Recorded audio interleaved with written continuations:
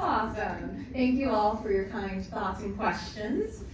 Next up, I'm actually going to introduce our in-person speaker, Lindsay. And Lindsay, is it okay if I pull up your PowerPoint here? Of course. So- Get out there slowly. Sounds good. So Lindsay has graced us with her presence for now. This is going on the 4th year, I think. I think you're right. The think first so. year was on Zoom. The first year was virtual Yeah. during the pandemic. And then since then, I This have has been every time. Yeah. I have seen such significant improvements in not just the presentation that she's about to give, but also just in you Every physically. year I feel like She comes back you better come in than ever. and you're different every First year. was the gift year. Yeah. Then it was the You used to proctors. realize, yeah, it's amazing. Now it's the cake. Yeah, it's incredible. And so Lindsay has graciously shared her story with us today and in past years. And it's mostly about her surviving a traumatic brain injury. Lindsay, I'm just gonna clip this onto. Yes. And then you got pockets today. Beautiful. For once. Okay. I think you should be good. Go ahead and say hello. Hello. Can you all hear her okay? I might be too loud, sorry. And Lindsay, I'm gonna record this for you, okay?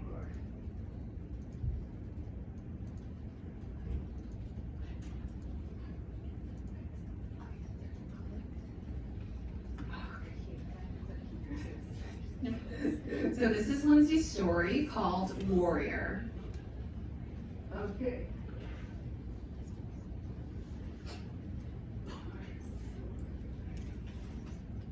Okay, I haven't update my age. I'm actually 34.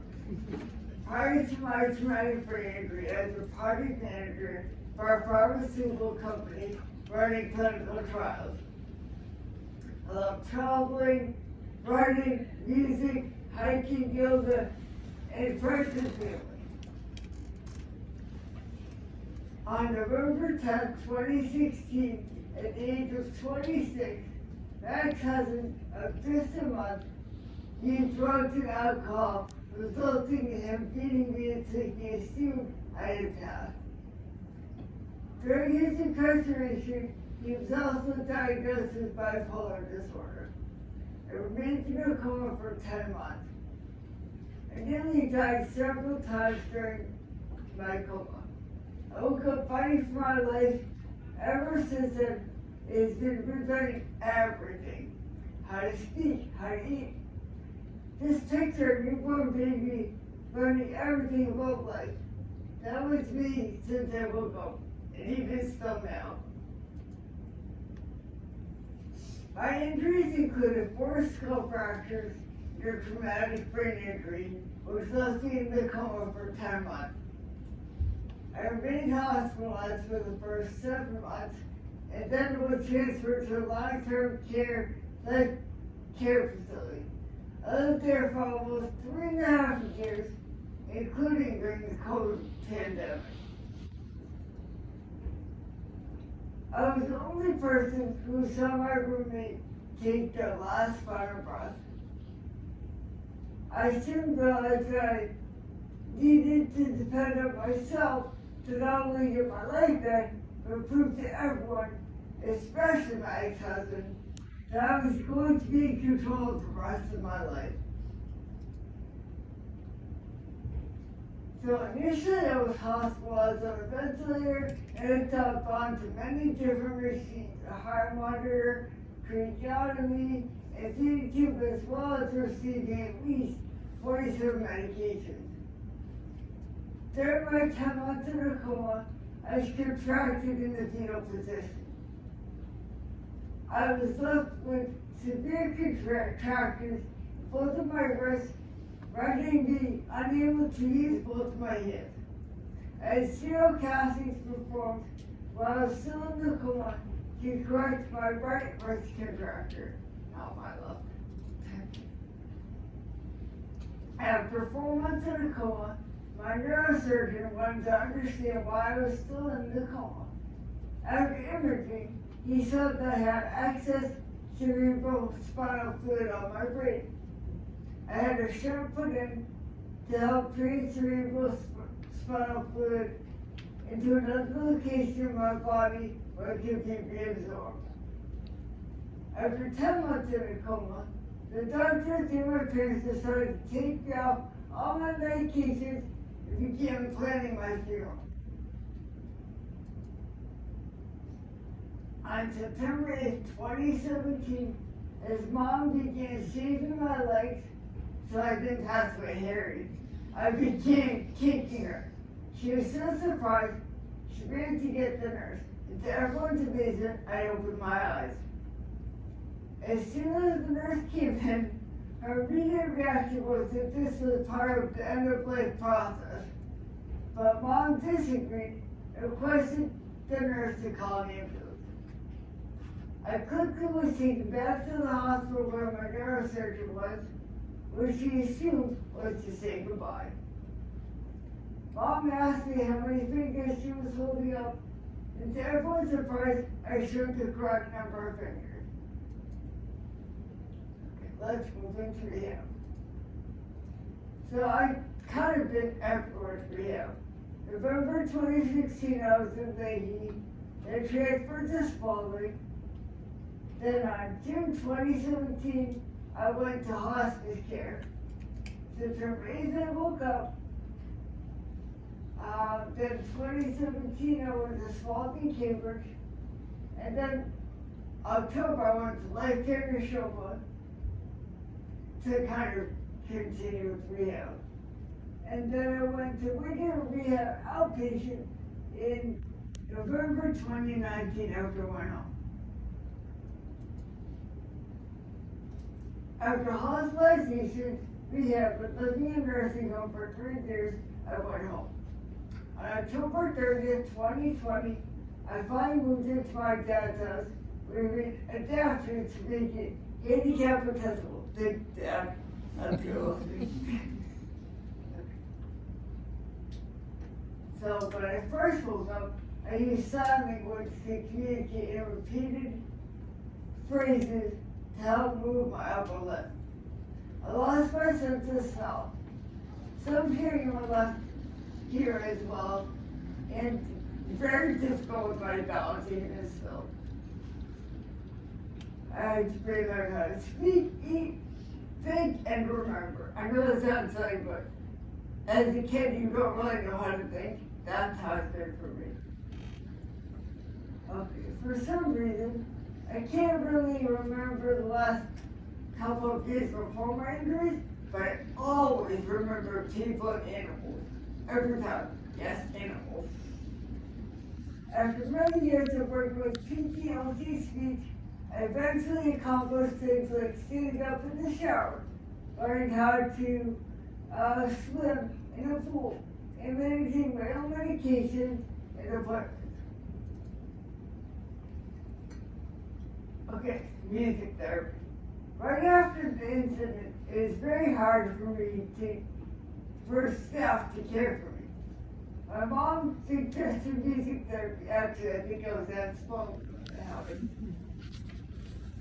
And it was so it changed my focus onto therapy, onto music instead of therapy. In the first instance, music therapy focused on work on my arousal and maintaining eye opening. As I progressed, treatment expanded into commands, grip strength, using different instruments.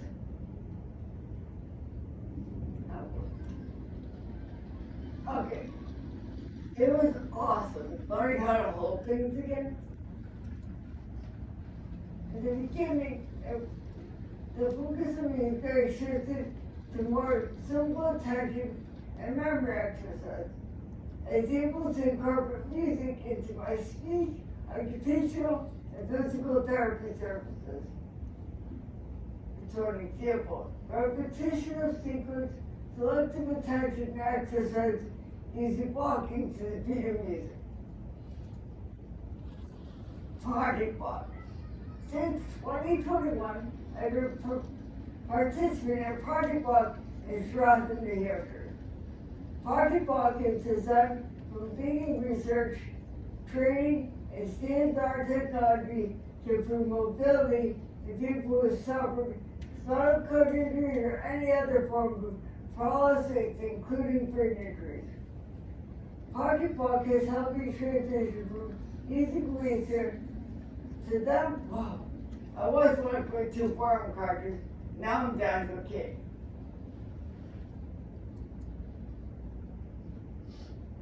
Hippotherapy. This is probably my favorite therapy. So spring 2021, I started horseback riding at Shrunwater Farm in Tewksbury, Massachusetts. A horse's movement is closely related to the normal gait of a human being, which makes riding a valuable therapy for many individuals with conditions that produce attacks in your arms and your legs. I love horseback riding. It has had enormous benefits for me, including improving my muscle tone and strength, increasing range of motion and endurance, balance, growth, and fine motor coordination. Okay, speech and language therapy. So over the years, speech therapy has pushed me to work towards goals of speech intelligibility, executive functioning, and memory. Memory has probably been the biggest thing. Like, it's still hard to this day. But as I have worked on compensatory strategies, my memory has now largely improved. Except when I drop my dad potatoes. Especially potatoes. As a creative person, working on executive functioning skills in sessions has provided me with tools to use in my personal interests. The beginning stage of speech therapy focused mostly on anesthesia. It has helped me now to be able to consume a regular diet. I can't tell you how great it was to be able to eat so simple things. Okay, who I am today. So I'm a very independent woman who does almost everything for myself. The biggest barrier for me is that I can't drive. I hate that. I'm a very creative person. I often write poetry, work on my novel, paint, and listen to music. I published a book on my own by poetry and on my photography in 2020. It is available on Amazon and BookBaby. I'm a very hard worker. Each day I challenge myself to be the best new version of me. I love animals and babies because they are so loving and they give a fresh perspective to life. My favorite color is orange. I love hiking and I would love to hike again someday. And I love nature. Okay, so I have a few goals. My biggest goal is to walk without the cane. I'm down to a cane. Living independently, though, it kind of seems impossible when you can't run. Going on a hike and finishing and publishing my real book. This is actually a picture of me hiking Calgary. Moving forward, I want to tell my story and be an advocate for domestic violence awareness. There must be a reason that I'm still alive. I beat all of the odds. I support all domestic violence associations and have spoken on behalf of one in Concord, Mass. Okay, so advice to healthcare workers. Reflect on your own life. It is important to understand your own troubles and how you overcame them in order to provide equitable services to those in need. For example, when I was relearning how to use the bathroom, the CNAs were very unkind and not prioritize what I wanted to read. So if I need to go to the bathroom, it's going to fine. No. Empathize. To empathize with someone else is to find us to understand and share the feelings of another.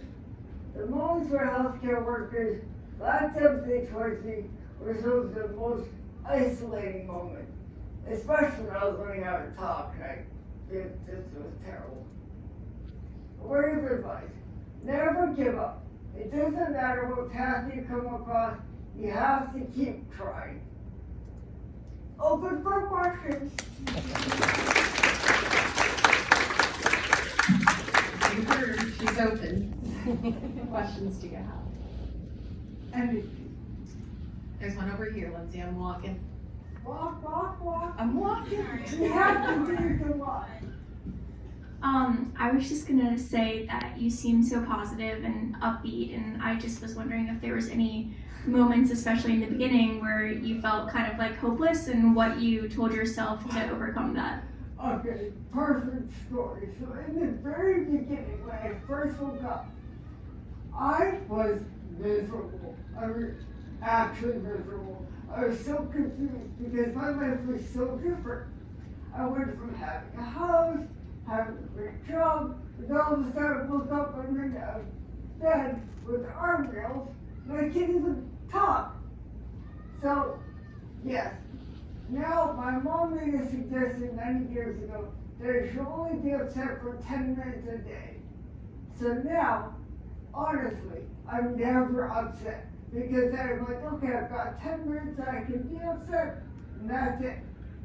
So now I'm never upset. Which is kind of silly. No, that's great advice. Some people I've worked with call that like processing time, and they have 10 minutes in their schedule Yep. just to process and, Yep. and feel things, and they're like, all right. And then just let it go. Do we have a question over here? You're hiding on me. What's the name of your poetry book? Nova Sky. I love astronomy. So it's called Nova Sky, and the author name is actually my name backwards. It's Yasno. It's definitely. I think I have a copy of it in my I think you do office, as well. if you want to check it out, but do support local artists. Any other questions? Biggest question.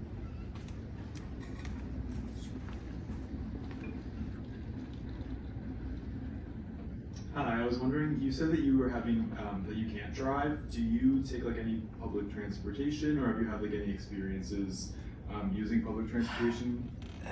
So, luckily, my insurance covers rides for therapy. I do get a few free rides a month, but it's very limited. So, yeah, but I just rely on my dad. Sorry, Dad. We spent a lot of class kind of teaching everyone about different kind of memory strategies and compensations. I'm just curious if you, given that memory is still one of your biggest barriers, what types of things do you do during the day to kind of support yourself to be able to remember Okay, day-to-day stuff? that's a really good question. So actually, one of the biggest, helpfulest thing, I can't talk, most helpful things, is actually my cell phone and my iPad. I use it as, like, you know how you can set reminders? So I have reminders, for example, do therapy, do speak, do some memory games. That has been probably the biggest thing. And I even have reminders for, okay, do your laundry every week. Or just little things. So I am getting better with my memory, but I don't think, well, I drive my dad bananas at night. Sometimes, even though I remember stuff, I purposely act like I'm not gonna remember. I just, he's like, you already asked. I'm like, that's fun. Are you there? Yep. You like it. Great answer. We got a question over here. Questions?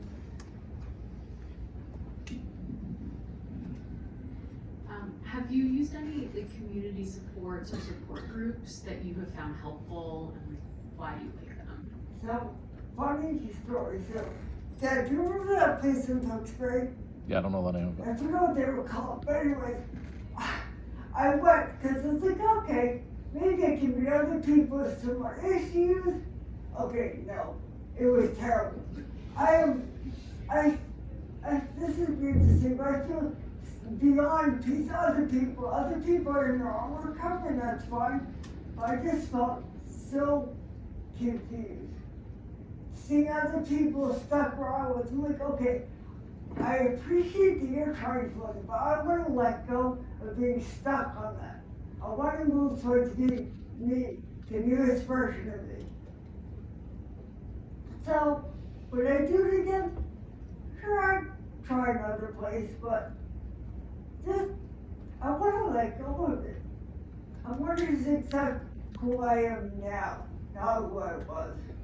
Those kind of community places kind of put me back 10 steps in a weird way. Hopefully that makes sense. Within like the same community groups that we're talking about, was it easy for you to find those community groups, or was it like, did any therapists like try to recommend? Somebody recommended it, so like I said, it went it's just so strange for me. Because like I said, I wanted, yes, I accept where I was, but I also want to let go of it. I want to go to the next level, not be stuck. Not for everyone. They're very awkward. Yeah, some people really like them, but I have some people that also, it's not for them, so Yeah, I they think it's feel so like variable, it's yeah. too focused on some of the negative things and not always focused on Exactly. that. I just want to be positive. I got another question over here. Okay. I just wanted to say thank you for sharing your story with us. Like you titled your story, like it seems like you really are a warrior. And seeing like the positivity that you exude is really inspiring despite all that you've been through. I was curious, like in the progress that you've made, like what is like one key moment that stands out to you that like makes you so proud of the progress that you've made? Okay, so back to COVID. This is a crazy story. So because of COVID, everybody quit at the nursing home. I mean, literally everyone. There was no therapy, there was nobody helping. So one day, I had a walker from when I did have therapy. I was like, you know what? Screw this. I'm gonna go live on Facebook, and I'm gonna walk in my walker. Yeah, no, I fell on my walk. So, I was happy that I didn't give up, but, you know, I guess that's one of the biggest things. I'm just refusing to look at my injuries and getting stuck. Yes, it's hard. Okay, everybody has different difficulties in life. Nobody's life is perfect. This is just one. That's all. Just can't stay stuck on it. Lindsay, I have a question before I take another. You talked a lot about how you, before this, you were very independent, right? Kind of in your peak earning years. And even afterwards, I still do think that you are a highly independent person. How does that perspective kind of influence your relationship with your family after your injury? What has that been like for you? Kind of. It has been so hard.